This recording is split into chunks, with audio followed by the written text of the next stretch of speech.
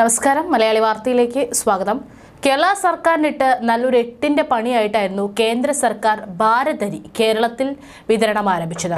തുടക്കം മുതൽ തന്നെ ആദ്യം കുറെ പ്രതിഷേധങ്ങൾ ചില നേതാക്കളുടെ ഭാഗത്തു നിന്ന് വന്നെങ്കിലും ജനങ്ങൾ പിന്നീട് ഭാരത് അരിയെ ഇരുകൈയും നീട്ടി സ്വീകരിക്കുന്നതായിരുന്നു കണ്ടത്. ഏതായാലും ഇപ്പോൾ അതിന് ബദലായിട്ട് എന്തെങ്കിലും അവതരിപ്പിക്കാൻ അന്ന് മുതൽ തന്നെ സർക്കാർ ശ്രമിക്കുന്നുണ്ടായിരുന്നു. ഇന്ന് മുതൽ ഏതായാലും ജനങ്ങളെ കയ്യിലെടുക്കാനുള്ള സംസ്ഥാന സർക്കാരിന്റെ കെ റൈസ് വിപണിയിലെത്തുകയാണ്. ഭാരത് അരിക്ക് ബദലായി അവതരിപ്പിക്കുന്ന കെ റൈസിന്റെ വിതരണ ഉദ്ഘാടനം മുഖ്യമന്ത്രി പിണറായി വിജയനാണ് നിർവഹിക്കുന്നത്.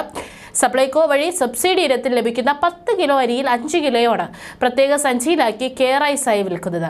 ജയ അരി കിലോയ്ക്ക് 29 രൂപയ്ക്കും കുറുവ അരിയും മട്ട അരിയും 30 രൂപയ്ക്കുമാണ് വിൽക്കുക. സപ്ലൈ ഇല്ലാതെ സപ്ലൈകോ നട്ടം തിരിയുന്നതിനിടെയാണ് കേന്ദ്രത്തിനെ വെല്ലുവിളിക്കും വിധത്തിൽ ഭാരത് റൈസിന് ബദലായി കെ റൈസ് പുറത്തിറക്കുന്നത്. തിരുവനന്തപുരത്ത് ജയ അരിയും, കോട്ടയം എറണാകുളം മേഖലയിൽ മട്ട അരിയും, പാലക്കാട് കോഴിക്കോട് മേഖലയിൽ കുറുവ അരിയുമാകും വിതരണത്തിലെത്തുക. ശബരി കെ റൈസ് ബ്രാൻഡഡ് സഞ്ചിയിലാണ് അരി വിതരണം ചെയ്യുക. ഒരു സഞ്ചി 13 മുതൽ 14 രൂപയാണ് വില. പരസ്യത്തിലൂടെയാണ് സഞ്ചിക്കുള്ള തുക കണ്ടെത്തുന്നതെന്നും മന്ത്രി GR അനിൽ വ്യക്തമാക്കി. റേഷൻ കടകളിൽ മുഖ്യമന്ത്രിയുടെ ചിത്രമുള്ള പോസ്റ്റർ നിർബന്ധമാക്കിക്കൊണ്ടുള്ള നിർദ്ദേശം കഴിഞ്ഞ ദിവസം പുറത്തു വന്നിരുന്നു.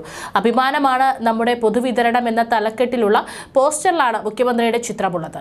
ഭക്ഷ്യമന്ത്രിയുടെ കൂടി ചിത്രമുള്ള ഈ പോസ്റ്റർ റേഷൻ കടകളിൽ പതിക്കണമെന്ന കർശന നിർദ്ദേശമുണ്ട്. കടകളിൽ ഈ പോസ്റ്റർ പതിച്ചിട്ടുണ്ടോ എന്നത് അധികൃതർ നേരിട്ടെത്തി പരിശോധിക്കുമെന്നാണ് വിവരം. സപ്ലൈകോയുടെയും ശബരി ബ്രാൻഡ് ഉൽപ്പന്നങ്ങളുടെയും പ്രൊമോഷന്റെ ഭാഗമായിട്ടാണ് ശബരി കെ റൈസ് ബ്രാൻഡഡ് സഞ്ചിയിൽ നൽകുന്നത്. റേഷൻ കടകളിലെ അരിയാണ് ഭാരത് അരിയായി നൽകുന്നത്. ഭാരത് അരി വിൽപ്പനയിലൂടെ കിലോയ്ക്ക് 10 രൂപ 41 പൈസ ലാഭമാണ് വിതരണക്കാരായ NAFED NCCF സ്ഥാപനങ്ങൾ നേടുന്നത്. എന്നാൽ 9 രൂപ 50 പൈസ മുതൽ 11 രൂപ 11 പൈസ വരെ ബാധ്യത സർക്കാർ ഏറ്റെടുത്തതാണ് കെ റൈസ് നൽകുന്നതെന്ന് മന്ത്രി പറഞ്ഞു. അതേസമയം കേന്ദ്ര സർക്കാർ 29 രൂപയ്ക്ക് വിറ്റഴിക്കുന്ന ഭാരത് അരി വിതരണക്കാരായ നാഫെഡിന് ലഭിക്കുന്നത് 18 രൂപയ്ക്കാണെന്നാണ് ഏറ്റവും പുതിയ റിപ്പോർട്ടുകൾ സൂചിപ്പിക്കുന്നത്.